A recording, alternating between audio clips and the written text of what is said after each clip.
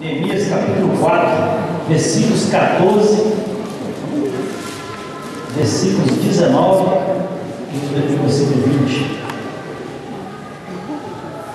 E olhei e levantei-me, e disse aos nobres e aos magistrados e o resto do povo: não os temais, lembrai do Senhor grande e terrível, e pelejai pelos vossos irmãos, vossos filhos, vossas mulheres e vossas casas. No versículo 19: e disse eu aos nobres e aos magistrados e o resto do povo: grande e extensa é a obra, nós estamos apartados do muro, longe uns dos outros.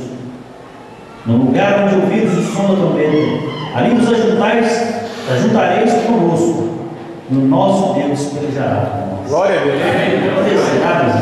Maravilha. Irmãos, estava ali, um homem chamado Neemias, numa cidade distante, a cidade de Suzã, pertencente ao rei da Pérsia, como escravo, mas também como bom funcionário, como bom ministro ali daquele reino. E ele estava ali aguardando, certa vez, uma comitiva, uma junta de judeus piedosos que dariam notícias acerca do Estado de Israel, do Estado da cidade de Jerusalém, do templo, Neemias sabia muito bem, tinha uma noção de como estava, assim, Era um período de cativeiro da Babilônia que o povo estava passando, mas ali na cidade de Jerusalém havia ainda pessoas morando naquele lugar. E Neemias, quando recebe a notícia ali da situação, como estavam as portas de Jerusalém, como estavam os muros de Jerusalém, como estavam destruídas, a Bíblia diz que ele chora profundamente, mas ele não chorou, não foi simplesmente por causa dos muros, ele se entristeceu porque houve mais notícias ali acerca do povo de Israel. Ele recebeu uma notícia na qual as pessoas ali em Israel, os ricos, mais ricos que ficaram, estavam ali escravizando os mais pobres, estavam ali oferecendo dinheiro para eles alimentarem, para não morrer de fome, e ao mesmo tempo tomando as suas propriedades, as únicas propriedades que restaram ali para eles. Havia ali um sofrimento, uma decadência espiritual muito grande no meio do povo de Israel. Havia ali os filhos sendo entregues como escravos para os ricos ou para aqueles que passavam por ali naquela cidade.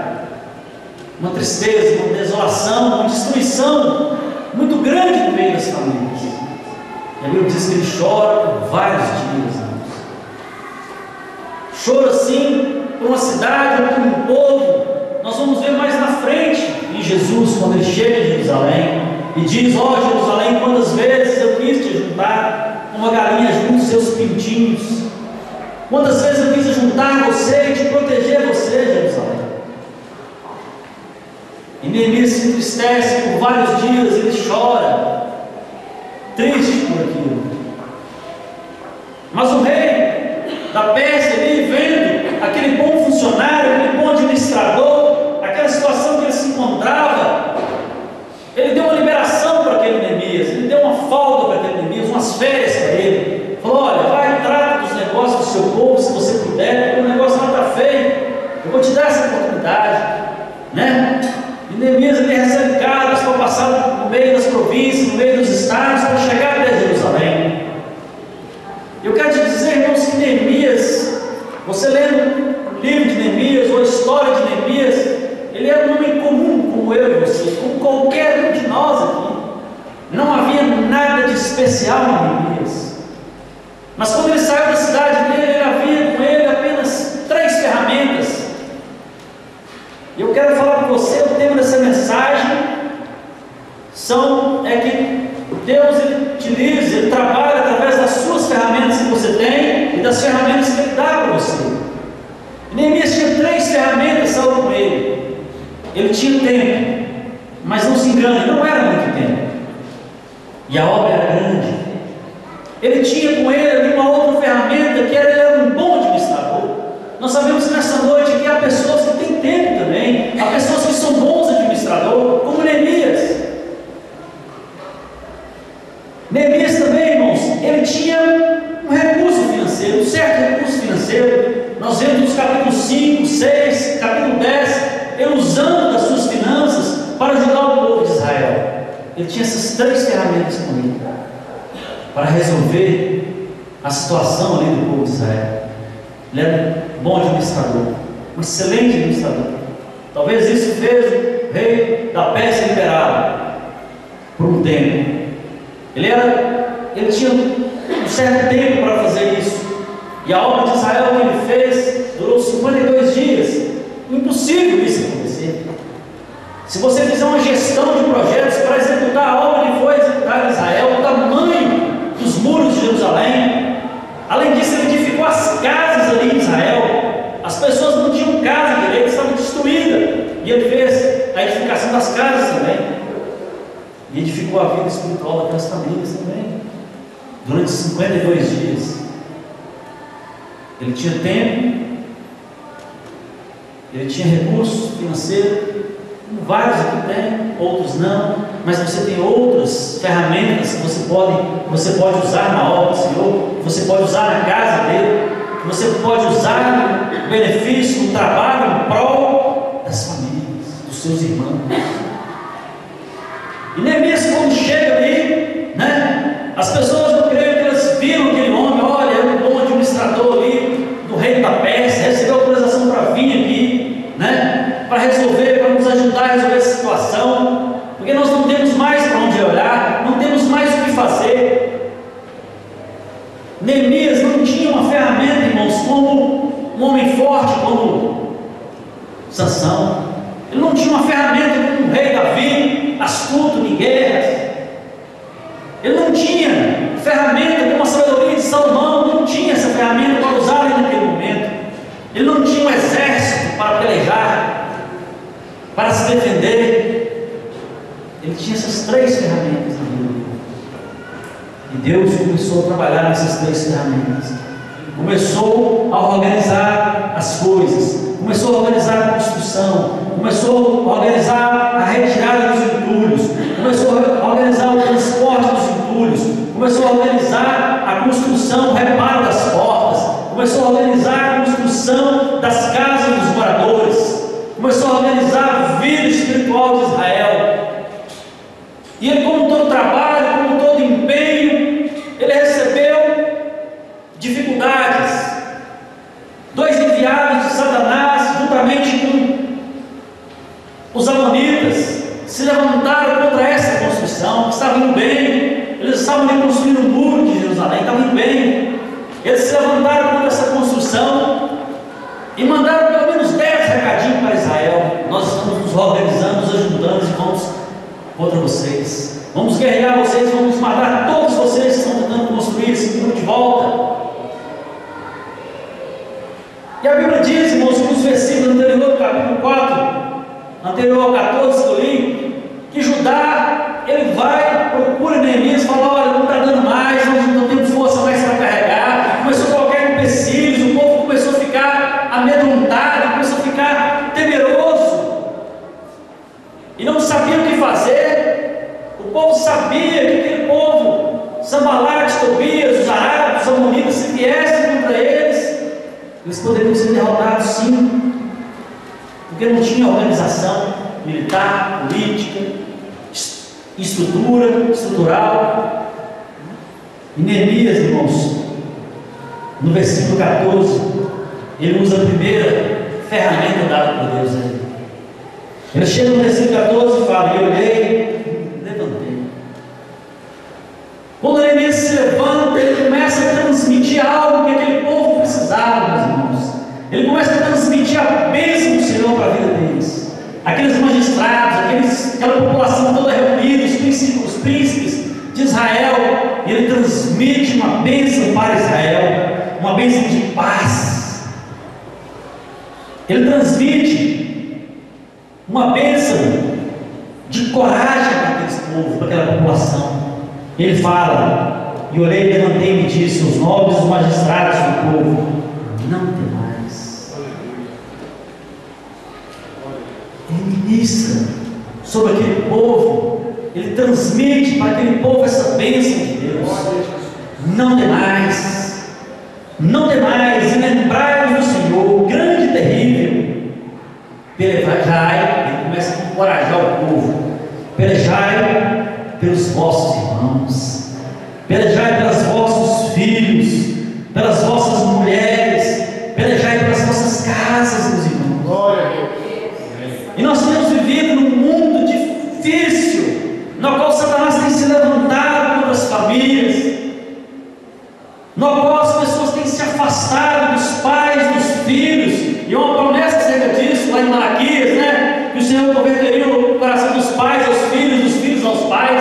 Isso mostra que está acontecendo isso, está caminhando as pessoas para se distanciarem do afeto natural, daquele afeto que você nasce com eles. As pessoas estão distantes dos seus familiares, não estão se importando com seus familiares.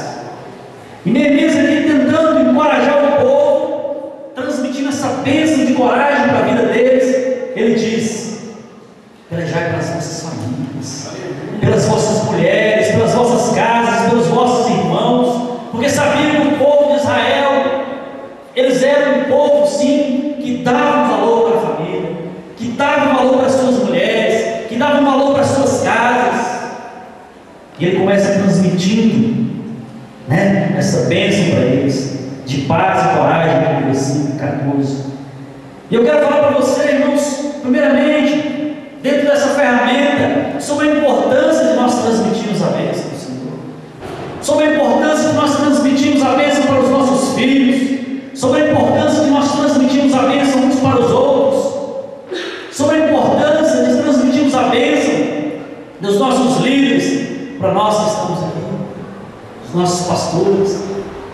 Eu quero falar sobre essa ferramenta que Neemias usou, a transmissão de bênção. Naquele momento ele transmitiu paz, ausência de medo no coração daquelas pessoas, coragem no coração daquelas pessoas. Louvado seja o nome do Senhor. E tudo começou, irmãos, esse negócio de transmissão de bênçãos espirituais começou desde lá de Adão, quando Deus, ele abençoou Adão e falou com ele: olha, cresceis, multiplicai, dominai a terra. Ele dá essa bênção para Adão e Eva, para que eles, né, multiplicassem, para que eles crescessem. E mais na frente, na outra aliança, nós vemos isso acontecendo também. Lá em Noé, ele falou com Noé: Noé, cresceis, multiplicai, porque eu vos abençoarei. A bênção para os filhos. Louvado seja o nome do Senhor. Os dois, sede fecundos, multiplicais, enchei a terra. E ainda eis que estabeleço a minha aliança convosco, com a vossa descendência. Essa é a promessa que Deus fez ali no livro de Gênesis. E quando chega em Abraão, irmãos, nós sabemos muito mais. Deus promete a Abraão: olha, Abraão, a tua descendência serão benditas todas as famílias da terra, porquanto obedecesse a minha voz.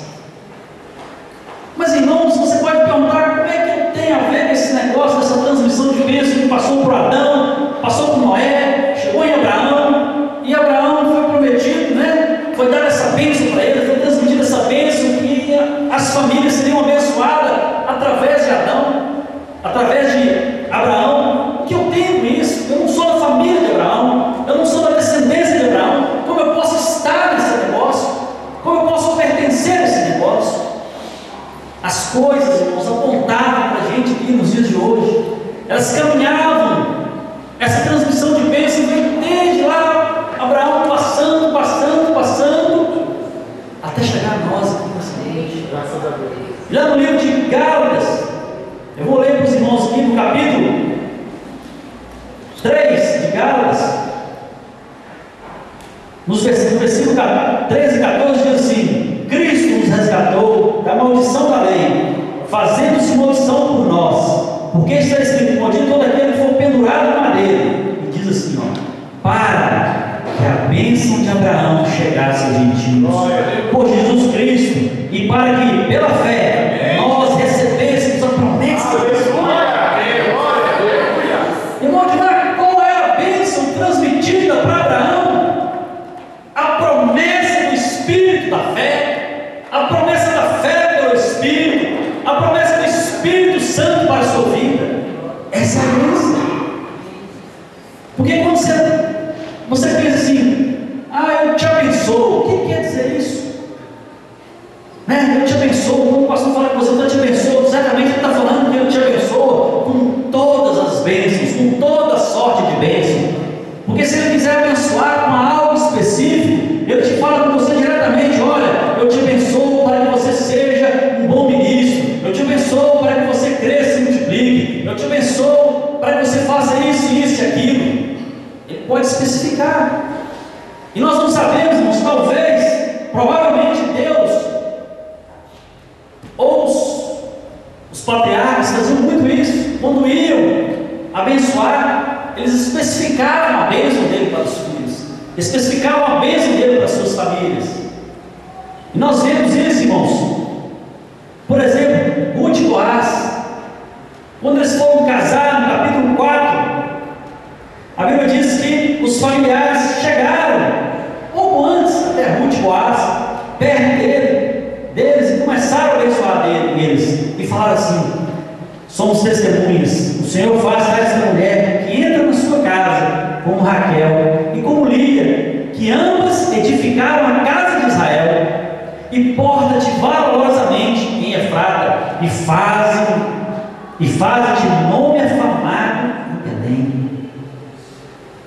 Engrandeça o nome de Belém, engrandeça o nome de Belém, faça o nome de Belém conhecido, Ruth, faça o nome de Belém conhecido, Boaz.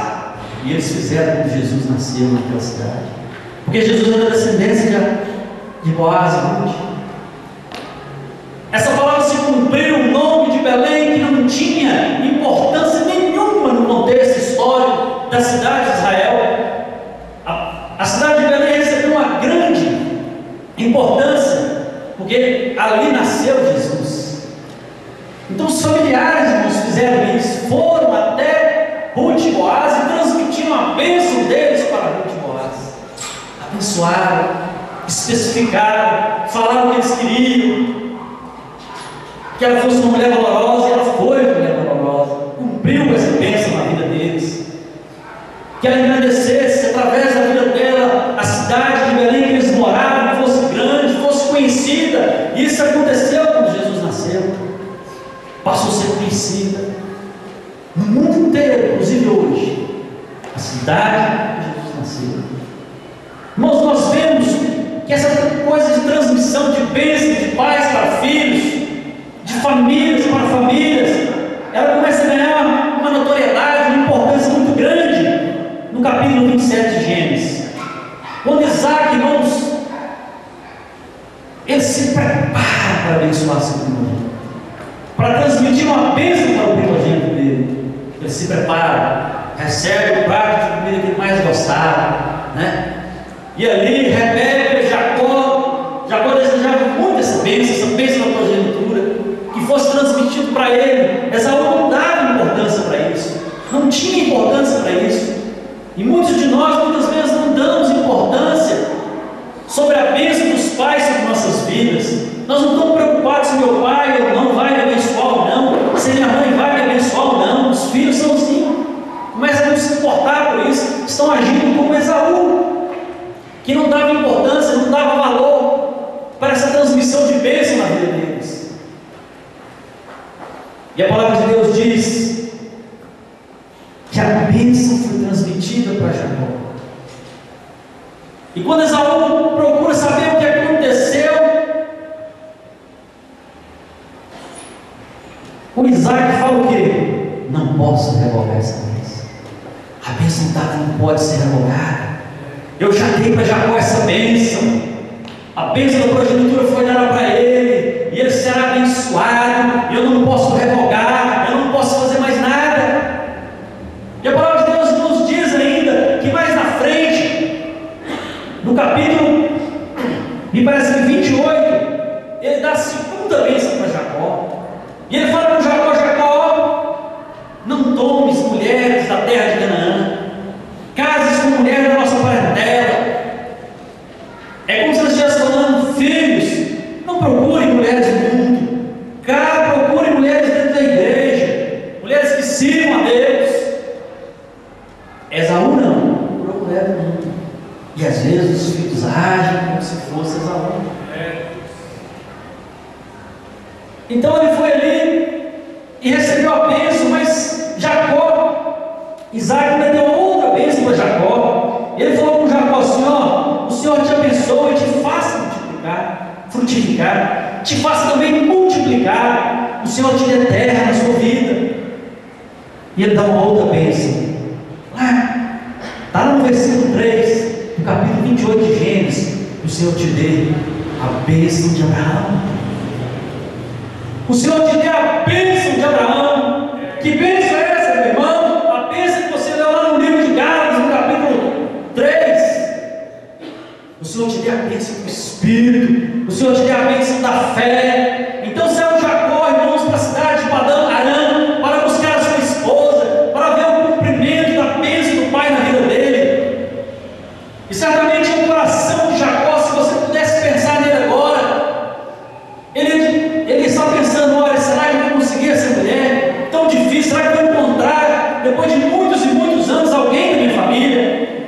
Será que eu vou conseguir chegar nesse lugar e as bênçãos vão se cumprir? Será que eu vou conseguir alcançar terras na minha vida? Será que vai haver multiplicação? Eu tenho história na minha família de gente que é estéril. Será que eu sou? Não sei. O que vai me acontecer? E a Bíblia diz que ele encontra ali Raquel. Raquel. E ele começa a conversar com Raquel, e ele começa a perceber que Raquel é da família dele, e ele começa a chorar, chorar, chorar. Mas por que Jacó estava chorando, meus irmãos? Se ele encontrou uma esposa, ele estava chorando, meu irmão, porque a bênção transmitida para ele ali, do pai dele, estava sendo cumprida.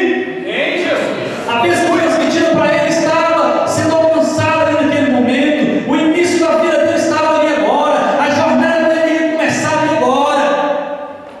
Porque aquela bênção que ele tinha recebido ali, quentinha ali, em tão pouco tempo começou-se a cumprir. Ele achou que era uma mulher maravilhosa, Raquel. Louvado seja o nome do nosso Deus, engrandecido seja esse Deus maravilhoso. E Jacó vai, conversa com Raquel, e começa a sua jornada. A bênção transmitida para Jacó, a bênção transmitida de um pai para um filho. Que coisa maravilhosa, meus irmãos. Nós não podemos ser como Esaú, que despreza essa coisa. Nós não podemos viver, irmãos, aborrecidos, aguardando que Deus nos abençoe, aguardando a bênção de Deus, mas desprezando muitas vezes as ferramentas que Deus nos dá, desprezando muitas vezes a bênção dos nossos pais sobre nossas vidas. Nós temos que fazer como Jacó, meu irmão, chamar seu pai, sua mãe e falar assim: ó, vem cá e me abençoa. Assim como Jacó foi abençoado pela terceira vez ali com um anjo: me dá minha bênção, se você não sobe, eu quero a minha bênção. E o anjo: o que é isso? Para que você está me incomodando com isso? Eu quero que você me abençoe. E nós temos que ser assim com os nossos pais, com as nossas mães. Nós temos que ser assim com o nosso Deus. Deus, me dá a minha bênção, eu quero a minha bênção. Eu não quero ficar aguardando, esperando de braços abertos o que vai acontecer. Não, eu preciso ir atrás. E essa ferramenta Neemias usou ali de transmissão de bênçãos. Ele transmitiu uma bênção poderosa. Não tem mais. Ele estava falando em outras palavras: tenha paz nos seus corações. Pelejai pelas vossas famílias. Ele estava falando em outra palavra: sejam corajosos, porque o Senhor pelejará por nós.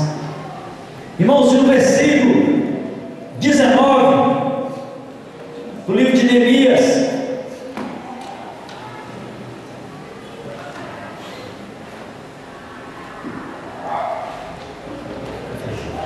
no versículo 19 ele começa, chama o povo de novo, chama os magistrados de novo e fala com eles: tocai a trombeta.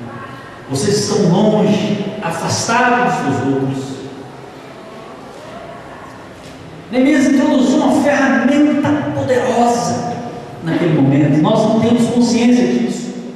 Talvez se Neemias tivesse a arca ali, o cerco da aliança, e colocasse no povo, o povo se animava, falava: opa, a arca está aqui, então pode ter garantido que a vitória é nossa. É certo que a vitória é nossa.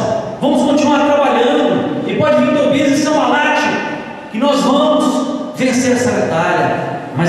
essa ferramenta não estava ali naquele momento, naquela situação, irmãos. Não estava ali. Neemias poderia ter uma outra ferramenta, ele poderia ter o exército da Pérsia ali junto com ele, apoiando ele, ajudando ele naquela peleja. O povo de Israel vai olhar o exército da Pérsia e falar: pode vir Tobias, Sanbalates, Arábios, amorreus, aunitas, porque nós vamos vencer. Nós temos aqui o exército da Pérsia nos apoiando nessa peleja. Mas Neemias não tinha essa ferramenta. Ele não tinha. Irmãos, talvez se Neemias tivesse ali homens poderosos com ele, outras ferramentas que outrora serviram tanto o povo de Israel, a coisa ia ser diferente, mas ele não tinha. E ele vem, manda pegar uma trombeta e dá uma orientação para o povo: olha, quando eu tocar essa trombeta, o lugar que nós tocarmos, nós vamos nos juntar ali, nós vamos nos ajudar ali, nós vamos reunir as famílias ali naquele lugar.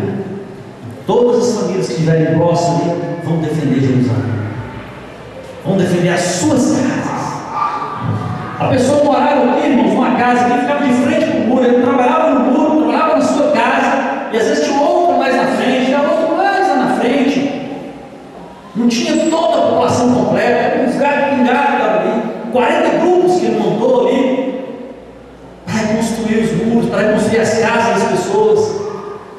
E eles pelejavam com uma mão, com a espada, eles ficavam com uma mão, e na outra eles trabalhavam ali com a colher de pedreiro, com a outra mão pegando pedra, colocando uma em cima da outra. Fizeram uma obra maravilhosa. Mas quando Neemias introduz essa ferramenta, irmãos, coloca ali, o povo de Israel começa a pensar, começa a lembrar do livro de Números, no capítulo 10. Começa a lembrar, irmãos, que o povo de Israel tocou essa trombeta, chamando, convocando para entrar na terra prometida. O povo de Israel tocou uma trombeta parecida com essa, para que os muros de Jericó fossem derrubados. E no livro de Números, no capítulo 10, no versículo 10 também, fala assim, aliás, no versículo 9, versículo 8: e aos filhos de Araão, versículo 7: porém, juntando-se a congregação, tocareis, e os filhos de Araão, sacerdotes, tocarão as trombetas, e vós serão um estatuto perpétuo para as vossas gerações. Mas quando saíres da terra para pelejar contra o inimigo que vos aperta, também tocareis essas trombetas, e perante o Senhor vosso Deus haverá lembrança de vós, e vós sereis salvos dos seus inimigos. Aquela trombeta representava, irmãos, para aquele povo: olha, esse instrumento aqui, essa ferramenta, quando você tocar, há uma promessa, há um resgate, uma promessa para as nossas vidas. Porque quando nós tocássemos essa trombeta, o Senhor se faria presente. Quando nós tocássemos essa trombeta, os nossos inimigos seriam vencidos. Há uma promessa para nossas vidas sobre isso. Isso vai se cumprir nas nossas vidas. Essa palavra vai se cumprir. Então o pessoal começou ali a ficar maravilhado com aquela trombeta, porque sabia que aquilo seria um resgate de uma promessa da presença de Deus no meio deles. Uma outra característica da trombeta, no versículo 10 diz: semelhantemente, no dia da vossa alegria e nas vossas solenidades, nos princípios dos vossos meses, também tocareis a trombeta sobre os vossos holocaustos, sobre as vossas sacrifícios passivos, e vos serão por lembrança perante o vosso Deus, que eu sou o Senhor. Na sua alegria, você vai tocar essa trombeta, e eu vou fazer esse presente na sua alegria. Eu vou fazer esse presente nas suas festas espirituais. Eu vou fazer esse presente na sua vida espiritual, quando você tocar a trombeta, meu irmão. E o que representa a trombeta hoje, nos nossos dias, representa justamente isso: nós anunciarmos, nós falarmos essa palavra, nós fazemos menção, nós pregarmos, darmos testemunho. Quando você testemunha acerca do que Deus tem feito com você na sua vida, Você está testemunhando de algo que está te alegrando, está falando na sua alegria, e Deus se faz presente. Quando você tiver a sua dificuldade, você deve tocar a trombeta. Tocar a trombeta significa invocar o nome do nosso Deus, significa invocar a sua presença, significa resgatar as promessas de Deus para a sua vida. E o povo se sentiu mais seguro quando ele viu aquela trombeta, porque sabia que o Deus dos seus pais era fiel em cumprir a sua palavra, que o Deus do seu pai era fiel para cumprir a palavra que ele deu. Nós devemos tocar a trombeta, nós devemos invocar o Senhor enquanto nós podemos, nós devemos chamar esse Deus enquanto podemos, nós devemos testemunhar, irmãos, o nosso Deus. Essa semana eu saí da minha escola de noite, comi um lanchinho, subiu ele na bicha da Machara. Eu estava entrando no subiu, parece que os ladrões saíram e me cumprimentaram. Não é possível. Tinha acabado de se assaltar todo mundo. Livramento, nosso Deus. Nós temos que lembrar disso, anunciar disso. Não podemos desprezar essas coisas pequenas que Deus tem feito. Quantos livramentos Deus tem te dado. Você pensa que você está no seu emprego hoje é porque você é um bom funcionário? Não, você está no seu emprego hoje porque Deus permitiu que você estivesse ali, porque Deus tem te abençoado, meu irmão, para que você estivesse ali trabalhando, produzindo, rendendo. Nós devemos ser gratos a Deus por isso, devemos testemunhar a Deus por isso, devemos nos alegrar em Deus por isso que Deus tem feito. Louvado seja o nome do nosso Deus. A trombeta simbolizava uma condição. Deus havia dado uma condição para Israel. Vocês querem que eu esteja presente no meio de vós? Vocês querem livramento dos seus inimigos? Sim, toque a trombeta. Há uma lei para isso. Toque a trombeta. Eu vou estar no meio de vós. Eu vou estar presente na sua vida. Invoco o nome do Senhor. Clama a mim, eu estarei presente. Louvado seja o nome do nosso Deus. Bendito seja Deus maravilhoso. Aleluia. Glória a Deus, irmãos. Eu queria, dentro do que eu falei aqui, as horas estão já se estendendo, Nós vemos Jesus transmitindo bênção para as criancinhas. Chamou as criancinhas, vem cá. O que Jesus falou para as crianças? O que será que ele falou para as crianças? Quando abençoou para as crianças? Ele não simplesmente diz eu te abençoo, não. Ele falou a mesma coisa, irmãos, que nós devemos falar para os nossos filhos. Ele falou a mesma coisa para os irmãos, que os patriarcas, que a cultura, a tradição judaica faz, os judeus fazem esse trabalho de transmissão de bênçãos. Ele chama ali os filhos, e desde já ele abençoa os filhos. Olha, eu quero que você te abençoe, que você vai ser um grande homem, um homem responsável, você vai ser um estudioso, você vai ser um homem de caráter, de valor. E começa a ministrar no coração dele. Você não vai casar com mulheres que não sejam do nosso povo, da nossa tradição, e começa a abençoar aquele povo. Certa vez uma mulher tinha uma dificuldade em relação a isso. O filho dela não estava tirando notas boas na escola, havia perdido um ano, repetido um ano. E quando começou o segundo ano de novo, ela estava tirando nota vermelha de novo. E ela não sabia o que fazer. Ela deu dinheiro para ele para ver se ele melhorava os estudos. Ela ofereceu um prêmio, um presente para ele para ele melhorar os seus estudos. Mas nada acontecia. Estavam entrando meses, saindo meses. Eles estavam ruins, levando o psicólogo. Fez um monte de coisa. Até que um dia ela resolveu usar essa ferramenta de transmissão de bênçãos.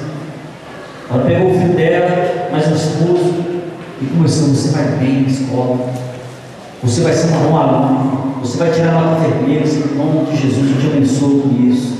Você vai ser um grande homem, você vai ser um profissional exemplar, e começou a ministrar no coração dele. Você vai ser um bom filho, um ministro isso na sua vida. E o filho recebendo aquilo, olhando para aquilo, começando a sentir o peso daquilo. E a vida deles mudará. Porque o menino hoje é um grande profissional, um grande homem, porque recebeu a bênção dos pais. Então nós somos famílias do Senhor.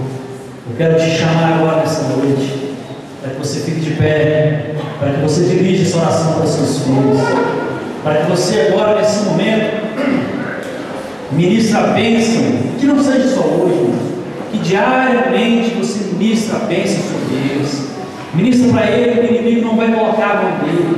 Ministra no coração dele que ele vai ser uma bênção, que ele vai ser um bom ministro, um bom profissional, um homem de caráter, uma mulher de caráter, um bom pai, uma boa filha, uma boa esposa.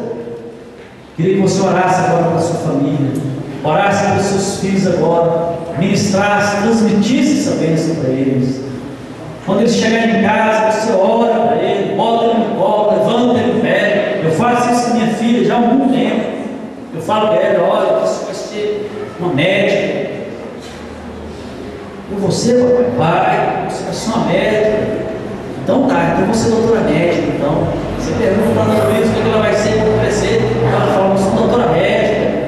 Não é porque médica, é porque ministra isso. Ia ser qualquer coisa, né? Você vai ser uma boa filha. Você vai honrar seu pai, sua mãe. Ministra no coração dele agora. Estenda a mão para sua casa. Peleje, irmãos, pelo seu lar. Satanás, irmãos, ele está tentando, olha o que ele faz. Ele tenta distrair você. Pensa bem como ele distraiu você hoje o dia inteiro. Pense em tudo que você fez hoje, como que ele distraiu você. Ele quer distrair você, irmãos, no momento que seu filho estiver indo para a escola, para que você não ministre no coração dele, para que você não transmita a bênção da segurança, da paz da vida dele. E ele começa a distrair você no momento que ele sai da escola. Ele começa a distrair você, irmãos, no momento que o filho está passando por um problema difícil, que ele não está bem, que ele está tendo uma dificuldade, para que você não enxergue isso. Ele tenta distrair você durante o dia inteiro. E é assim que ele faz, assim que ele trabalha, assim que ele arma, porque ele quer destruir as famílias do nosso Deus. Ele não quer ver famílias sendo restauradas. Nós estamos levantando aí ferramentas para os casais, ferramenta para os homens, como o São Belmácio, como aliança, como Gilberto, como Jefferson, pastor, estão empenhados em levantar ferramentas. Os irmãos vão ver mais para frente essas ferramentas sendo usadas no reino de Deus, para o engrandecimento, para o crescimento das famílias, para a restauração das famílias. Se prepare, meu irmão, comece a entrar agora na presença de Deus e clama a Deus